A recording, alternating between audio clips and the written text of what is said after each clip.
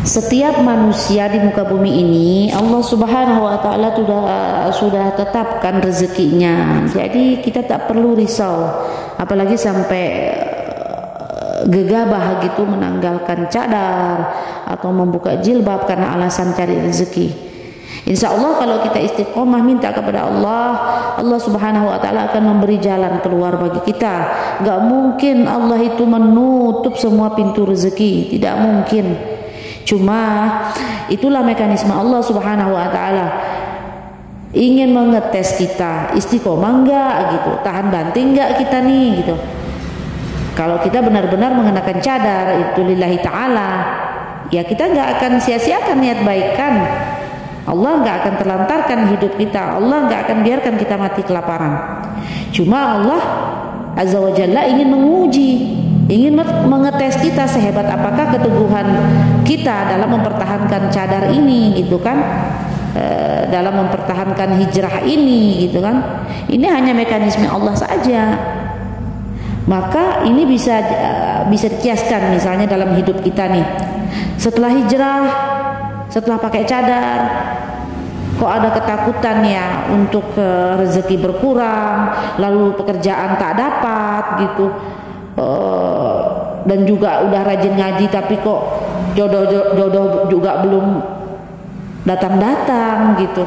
Prahara rumah tangga juga semakin menjadi-jadi misalnya gitu kan. Nah ini pertanyaan orang-orang yang hijrahnya belum jelas, hijrahnya setengah-setengah.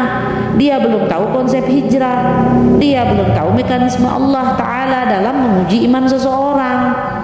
Dikiranya orang mengaku beriman sekarang langsung dikasih blek gitu nikmat Allah gitu di dunia ini.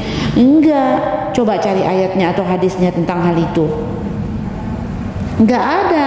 Yang ada itu ayat yang menjanjikan rezeki yang enggak disangka-sangka, tak diduga-duga gitu untuk seseorang gitu.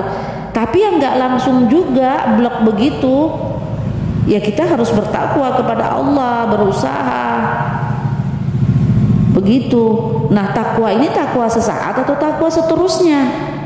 Ketika kita mendapat musibah akibat dosa, itu dosa masa lalu, tapi kan saya sudah bertaubat misalnya nih, ya mungkin taubatmu itu emang ya belum memenuhi syarat gitu kan, tidak diterima oleh Allah Subhanahu wa taala gitu, sehingga ya kamu tetap dihukum. Kenapa dihukum? Ya biar kamu terbebas dari sanksi akhirat, karena sanksi akhirat lebih berat daripada sanksi di dunia nanti. Ya boleh jadi seperti itu kan, boleh jadi juga karena Allah memang sedang menguji ketahanan kamu saat itu. Begitu. Kalau kita analogikan misalnya sekarang nih, kamu dapat promosi HP ini klaimnya tahan banting nih ceritanya. Nah kapan kita buktikan klaimnya ini bahwa ini HP tahan banting? Ya mesti kita banting dulu tuh HP, kita coba banting, pecah nggak tuh HP? Lah ternyata pecah, berarti klaimnya abal-abal.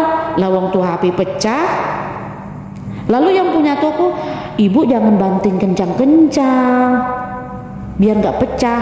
Oh berarti harus bantingnya pelan gitu. Kalau begitu si pembeli pasti mengatakan makanya jangan jual HP mahal-mahal, karena klaimnya itu klaim abal-abal gitu.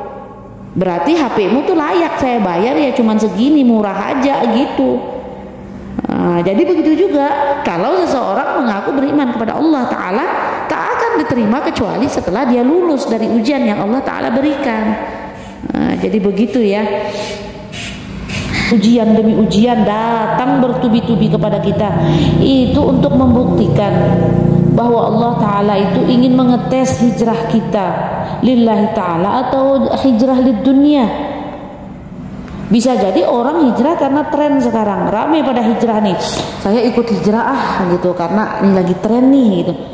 Lalu setelah dia hijrah, lo kok susah, kok berat gitu, balik lagi dia ke masa jahiliyahnya, dia buka cadarnya, dia buka jilbabnya, joget-joget nih.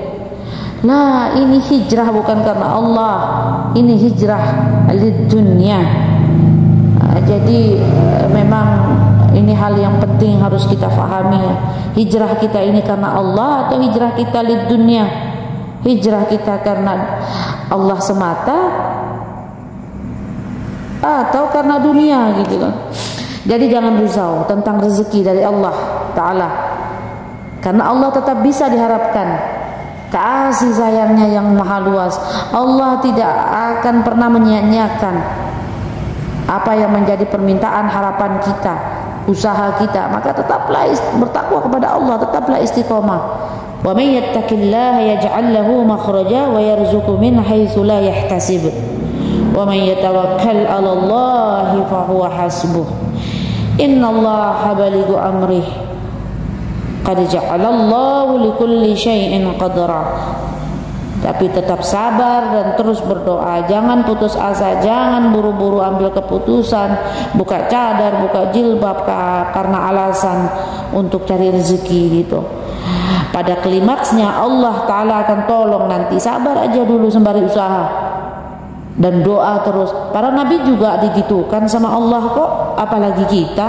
Pertolongan Allah itu datang ketika para rasul itu sudah putus asa, bahkan mereka menyangka bahwa yakin sudah tak ada lagi, tak dipercaya lagi gitu. Maka saat itulah turun pertolongan Allah.